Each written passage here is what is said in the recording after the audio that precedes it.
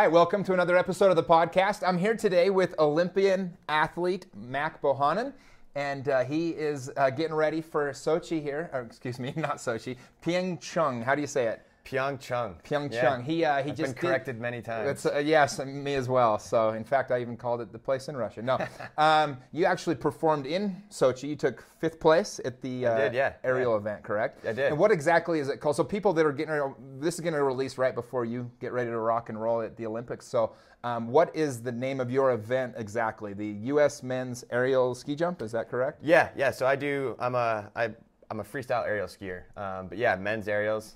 It's kind of one of the 5 disciplines under freestyle skiing, and yeah, we like to build. You're the one that gets the fun part. This is like the one he basically goes off the jump and does big air and all the flips and all that kind of stuff. Exactly. Yeah, I like this. It's calculated risk. People Yes. are like, oh, you guys are absolutely nuts. How do you do that? And we do triple backflips with 4 or 5 twists, and hope to land on our feet.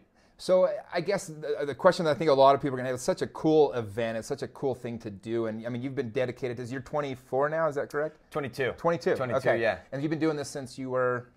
I've been doing aerials full time since I was 12. Since you were 12. I'm going 10 years. And I've been skiing my entire life. I started skiing when I was 18 months old, and skiing has been my life. So you literally were like skiing as you were learning to walk. Yeah. You probably skied before you ran. I don't know if you could quite call it skiing. I think I was more just a pile of mush, and my dad was pushing me down the slopes, but it was skiing. That's amazing, man. That's amazing. So you were 18 months, you got hooked at a young age, and I mean, you've dedicated your life to this now since age 12, basically. Yeah. So I, about 10 years ago, the U.S. ski team started a development program. Our aerials team was really strong at the highest levels, on an international scale, but there was kind of no bottom pressure. And the U.S. ski team started a new development program based in Lake Placid, New York, which was called the Elite Aerial Development Program, EADP for short. And I got recruited into that, and we were my coach at the time was looking for anyone that he could, so that's why I think I made the cut. Nowadays, there's no way I would have made the cut. But and I moved to Lake Placid, New York when I was 12, moved out of my parents' house. Wow, as a 12-year-old, you went by yourself to this location? Yeah, and lived at the Olympic Training Center in Lake Placid, and dorms and a cafeteria, and we were fed and housed and everything. But it was a pretty big step for a 12-year-old. That's amazing. And I think one of the cool things about this podcast is it's all about exceptional people here in Utah, and what you do is definitely very exceptional. To dedicate your life to the sport. And I read a biography about Andre Agassi one time, and he did the same thing. There's one in Florida. He moved to the camp. Yep. So give us a little bit of idea. What was that like as a 12-year-old? You're living there. Like, what's a day like? I mean, just what did you experience in that setting as a 12-year-old Olympian? It was awesome. It was like a dream come true. I mean, I felt like I was at Disneyland every day. But it was very unique because my teammates and I were the youngest athletes there by 10 years. Most of the athletes that I was living and training with were bobsled athletes, skeleton athletes, luge, cross-country skiers, that most of them had already been to the Olympics.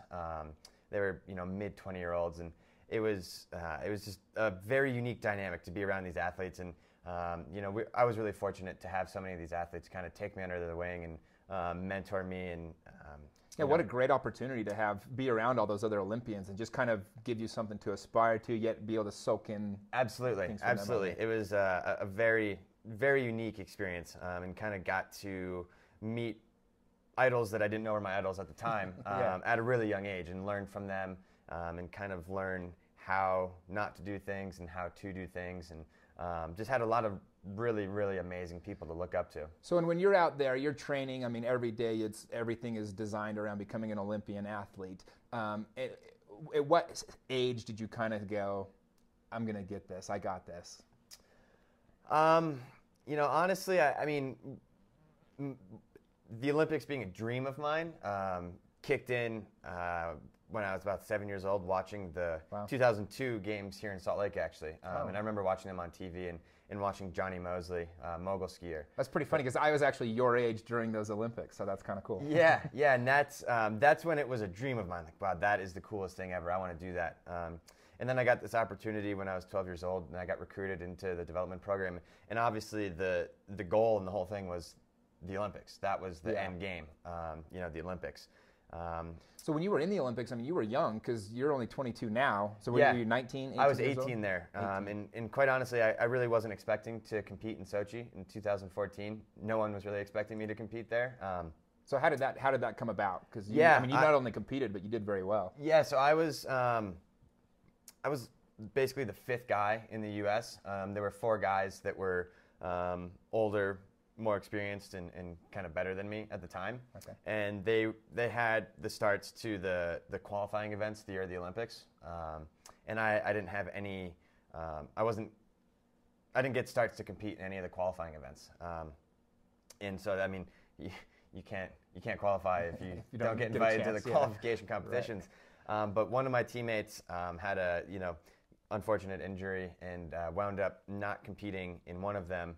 And at 11 p.m. the night before a 7 a.m. flight to go to Quebec for that competition, my coaches called me and said, "Hey, you got to figure out how to get on this flight in the morning. We're going to Quebec." And I, with a lot of help, managed to figure it out and went to a World Cup in Val St, Quebec, and wound up getting 2nd there. Wow! It was my first World Cup podium, and I was the only guy in the U.S. with the World Cup podium that year. And I managed to qualify for the Olympics, and I was the only guy that did qualify.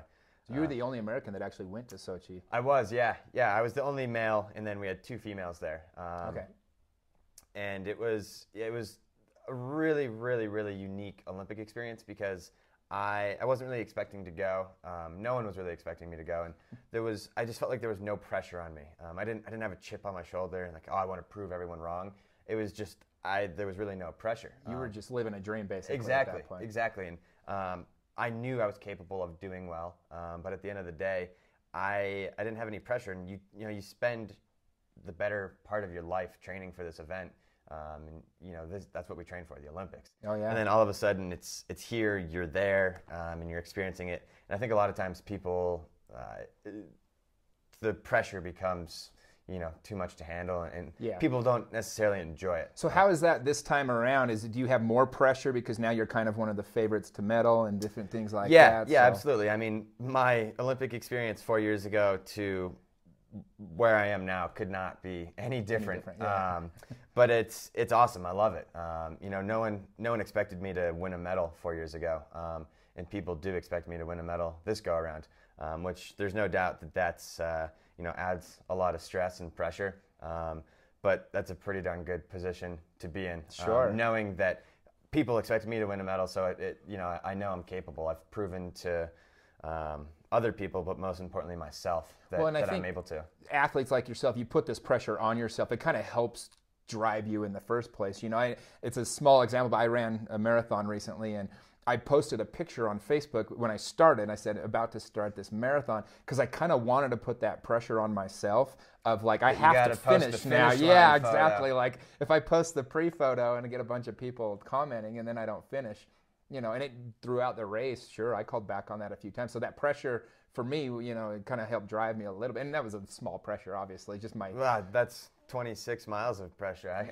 I couldn't make it 1 mile of pressure. Oh, I think you would. I think you'd be fine. But yeah, I love the pressure. Honestly, I feel like I compete and perform my absolute best when I'm under pressure. Awesome. And it kind of makes me fall back on my mental routines and the processes that I go through. And I love it. What does a day of an Olympic training athlete look like? I think people want to, like, when you're training for this, like, what does a day look like? How often, what exactly are you doing, putting time in hours wise, and what are you doing with those?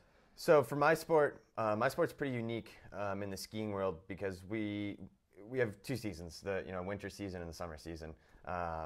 Spring and fall usually get lumped into winter. Yeah, sure. And most skiers in the summer travel all around the world. They go to New Zealand, Australia, and South America, Chile, Argentina to chase snow, to get on snow, because at the end of the day, the only way you can, train alpine skiing and skiing through gates is on snow. On snow, right. So once their season's over, they take some time off and go chase snow. For us, in my sport, the off season from May to October is almost kind of like our heavy season, on season. We jump into a pool, so we have ramps that replicate exactly what we build and have on snow. And they have a plastic artificial plastic surface on them, right. kind of like bristles that are pretty stiff bristles, and we water it and go off these ramps and do exactly what we do on snow and land into a humongous pool. Well, you actually let me have the opportunity a couple months ago. We went and did it, and I got to say, like, I in my mind I was like, yeah, I can just go aim my skis down and go fly off this thing, and you go off the big one. That's how many feet high is it, by the way? I mean, it's huge. Almost 15 feet tall. Yeah, I went off the one that's like what, 3 feet? Yeah, let's 3.5. 3.5. Okay, and you can round up to 4. Well, it's funny because I did it probably 7 or 8 times, and it's like my respect level for what you guys do, the coordination, the skill level of actually doing those tricks off that jump. I mean, I just did the little one, and I turfed it once. You remember? I do. And it's like carpet, and so I'm straight up like my legs bleeding, and I'm like trying to be cool because I didn't want to look like an idiot. It was your coaches were watching and stuff. No, there was a big crowd out there. You were a trooper though. You got back up. I just got right back up and then kind of wore it for the next 2 months, my little scar. But it was so much fun, and that was such a unique opportunity to kind of get a little taste of what you guys do. But those pools, I mean, it's no joke. Like how high are you flying when you land into the pool? About 55 feet. 55 feet. Yeah. Wow. Yeah. So in the winter, it kind of varies depending on the jump site. There's obviously pretty strict regulations on the way every jump site is built where we go. But at the end of the day, there's variation. That's kind of what makes the sport unique. Oh, okay. But about 55 feet is the average. That's pretty average. And so when you start doing these tricks and things like that, have you ever had an experience, I mean, I'm sure you have, where you just completely wiped out while you were jumping? And what's that experience like? Yeah. That's part of the reason why we jump into the pool. Water's not forgiving. Water still hurts, but water is far more forgiving than snow. We do a trick for the first time into the pool in the event that it does go wrong or you land on your back, you get lost. You're doing multiple twists in one flip, and a lot of times we're struggling to see the ground. So if you get lost, it's reassuring to know that you're only going to land into water a pool. At first. But I've been pretty lucky to stay pretty injury-free and not have any huge crashes. But I've taken some hard hits on snow a couple times and done some pretty solid damage to my lungs, bruised my lungs and coughed up a lot of blood. But I've been pretty lucky to stay injury-free, which I think is a testament to our coaching staff. My coaches in particular and in the U.S. are really diligent about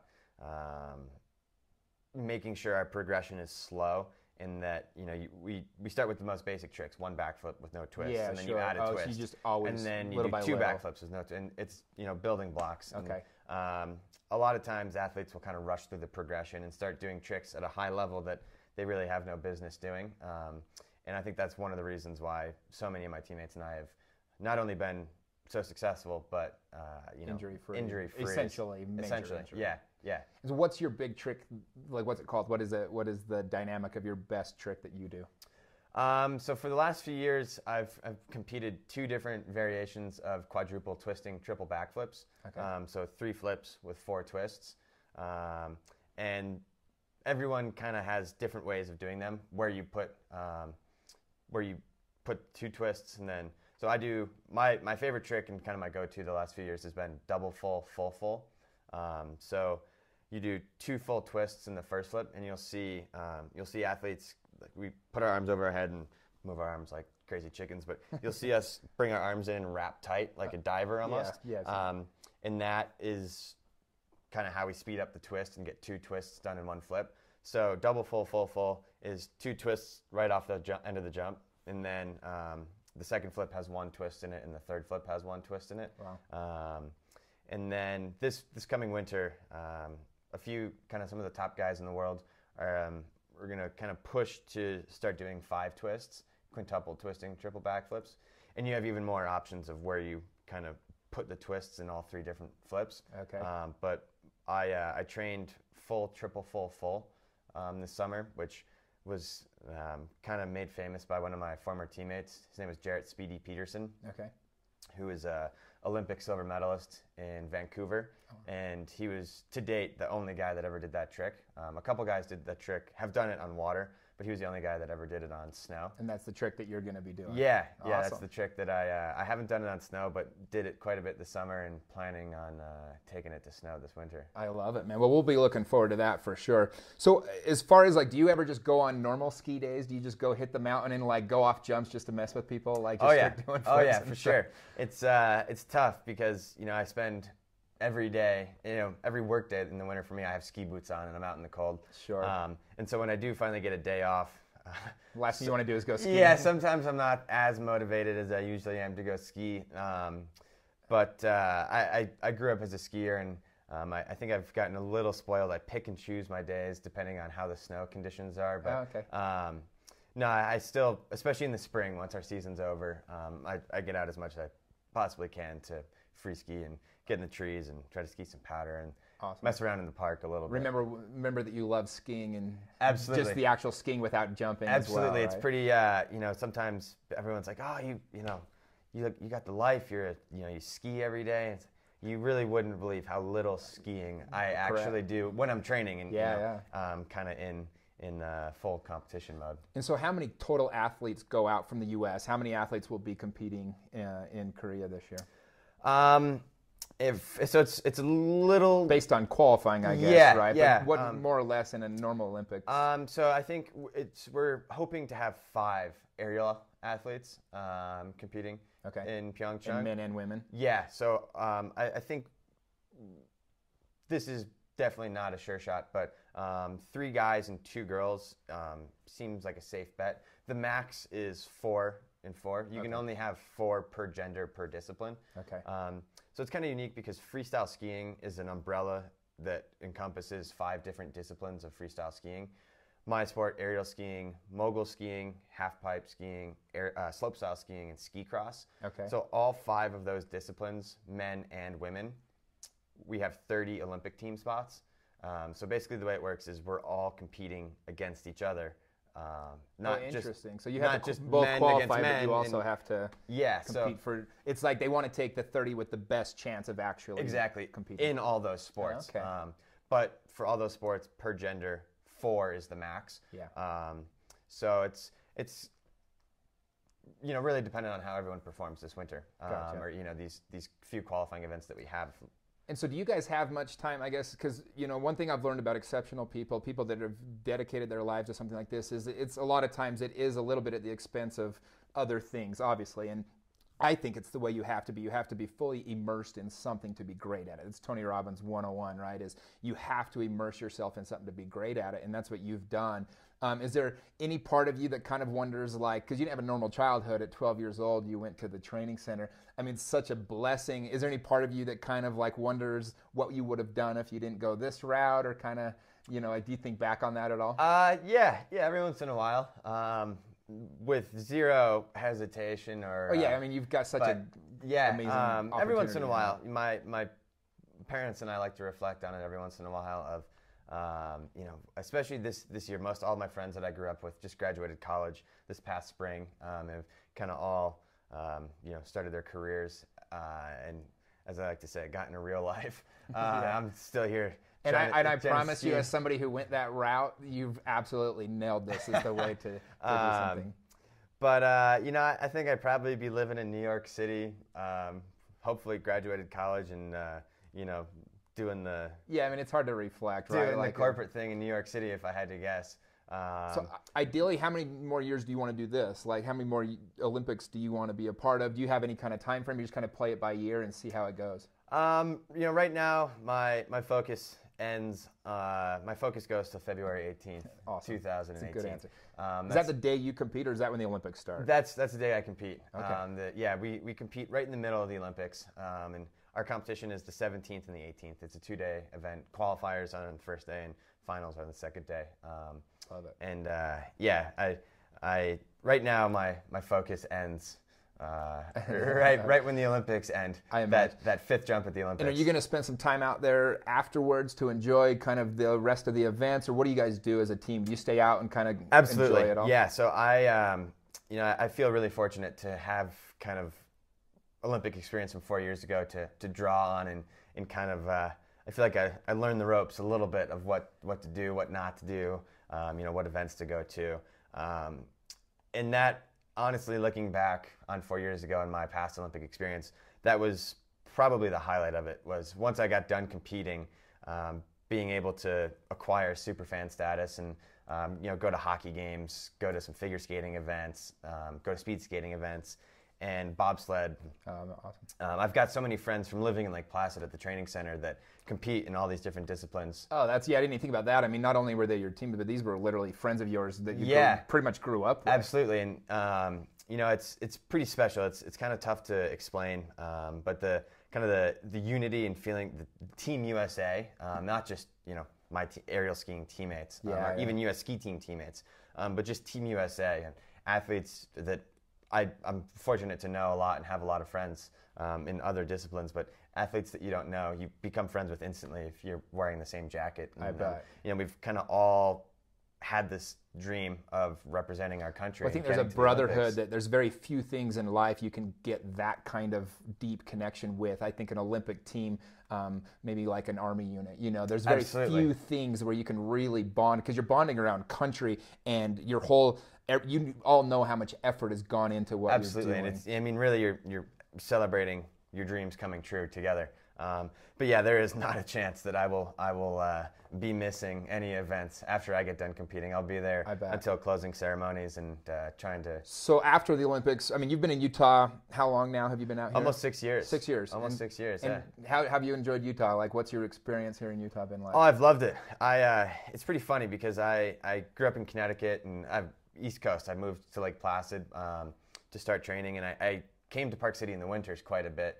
Because we have training facilities out here and we'd have competitions out here. But when I made the national team, the U.S. ski team is based out here in Park City, and the training facilities are top notch for us here. Yeah. And when I made the national team, I was 17, and my coach, I wouldn't say forced, but basically said, if you applied want to do a significant amount of pressure for me to move to Utah, and I was so hesitant. I really didn't want to do it. Not because I had anything against Utah or Park City, but I decided, the East Coast, this is home. That's where you grew this up. is what I'm comfortable with. And looking back on it almost 6 years later, I'm like, wow, I was so stupid. Why would I ever try to resist moving here? It's been awesome. I tell people that I feel like I have too much to do here. Obviously, I'm trying to train but I've gotten into so much mountain biking and fly fishing and made so many friends out here, and I love Utah. Well, I hope you don't mind if during the Olympics, we're going to claim you. I mean, I'd love to. Yeah, absolutely. Now, so. Absolutely. I like to tell people that for Park City, I kind of feel like I'm a local. 6 years. I mean, yeah, that's a long Park time. City, you basically grew up. Those 17 to 22 are significant years. Yeah, absolutely. And I think it's pretty cool. Utah more so than anywhere else. You go around the country and you go to, New York, you see giant stickers and Yankee stickers on people's cars. In Utah, you see U.S. ski team stickers on people's cars. And that's something that's really special about Park City and Utah as a whole, to me, is how much the whole state rallies kind of around Olympic sports and the U.S. ski team. This is, we've made our home in Park City, and Utah has kind of welcomed us, and it's really, really fun to have so much support here. This is it's gonna be fun. I'm more excited for this Olympics than any other Olympics, just because I got to know you a little bit, and Kylie, who's going to be jumping on the women's team. Absolutely, it's gonna be fun to watch you guys. Well, I guess one of the things about exceptional people is they have to overcome a lot of things. One last thing I kind of wanted to ask you is like, you've had times that were just super difficult, and you had to overcome things. How did you do that? How did you forge ahead when things weren't going your way? Because you've had a lot of things that have been going your way, but they didn't always go that way. And kind of what did you do to push through that, or what advice and things like that? Like I said, I've been pretty lucky to stay injury-free, and that's not just skiing or extreme sports, but most sports in general. Injury is that's kind of part of the process. That's something that you have to deal with, and for so many years, I was really fortunate to never have to deal with that. In 2 seasons ago, I injured my back pretty severely. I landed a jump and basically just went into instant sharpshooting pain, and had 2 pretty severely bulging discs in my low back, and it wrecked me. That was the end of. I was lucky that it was the end of the season, and I kind of only lost 1 competition, but it ruined my entire summer of training, and I'd never dealt with injury before, and I didn't have to have surgery, and I think one of the hardest things was, if you tear your ACL, you get it fixed, and you do rehab, and you have a path, and you know exactly what you have to do. With my back injury, I had different injections, rest, PT. It feels better now. We think that's enough time. Let's try to start training again, and it would come right back. And it was really challenging for me. I'd never been hurt before and never had to manage the emotions and frustration of being injured, and it was really challenging for me. I kind of thought that was going to be the end of my season, and never really thought that I would be able to jump without back pain again. And to be honest, I just kind of kept trucking through. And it was one of the... Just had that grit behind it? Yeah, 100%. And I think for me, my sport is so much fun, and I look forward to, the training is hard and challenging and dealing with injuries. But at the end of the day, when I'm doing my sport and I'm jumping and flying through the air, it's the greatest feeling in the world. And I had something to kind of just keep pushing for it. And I think there's so much in what you're saying right there is you had your end, you already knew what you wanted, and you had that big why, and you had such a love for what it was. You found something you love, and you dedicated your life to it. So setbacks, when they come, it was just a mere setback. It was just getting back to on track for your big why. Absolutely. And like I said, I've been really lucky to have great coaches and really supportive medical staff to. They were good for me too when I. Yeah. They were all. I looked up, and every one of them was literally just laughing their heads off at me. But we got to stay entertained every once in a while. They're like, let him go. We need some entertainment for a second. Don't miss this. We got to film this on the cameras. Yeah. No, I could tell that they genuinely cared and loved you guys. That. Yeah. No, that's one of. I think one of the most special things about my sport in the U.S. and my team is that it's an individual sport. At the end of the day, I'm competing for myself. Yeah, that's it. Out there. It's not a team event. It's 100% me. But we've kind of managed to turn this into a team sport, and our team rallies behind each other so well and supports each other so well that it's been I think that's one of the reasons why we've been so successful, and not just me or one athlete. We have a group of athletes that have had unbelievable accomplishments. So it's going to be an exciting Olympics for us. That's awesome, man. Well, we're all cheering for you. I will definitely follow up with you afterwards. But good luck, man. Awesome. I appreciate it. Thank you for your time. Thank you. Thanks for doing us proud. Glad I could be here. All right. Thanks so much.